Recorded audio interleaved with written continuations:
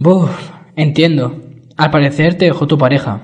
Entiendo tu situación, pero podrías haber estado peor. Por ejemplo, haber estado en una relación tóxica. Tío, esas relaciones tienen cosas que pueden perjudicar a ti y a tu pareja.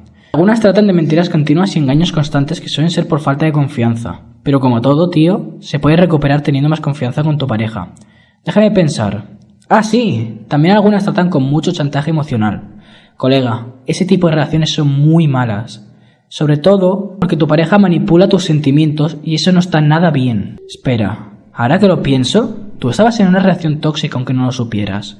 Porque no apoyaba tus decisiones, si no eran iguales que la suya. Pero tranquilo, colega, no todo es malo. Las relaciones pueden ser sanas, sí. Por ejemplo, respetáis la opinión entre los dos, sois sinceros y os sentís cómodos en ese momento.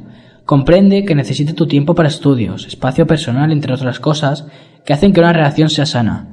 No te preocupes, seguro que encuentras a alguien que te quiera y no te obliga a pensar como él. Vamos, ánimo.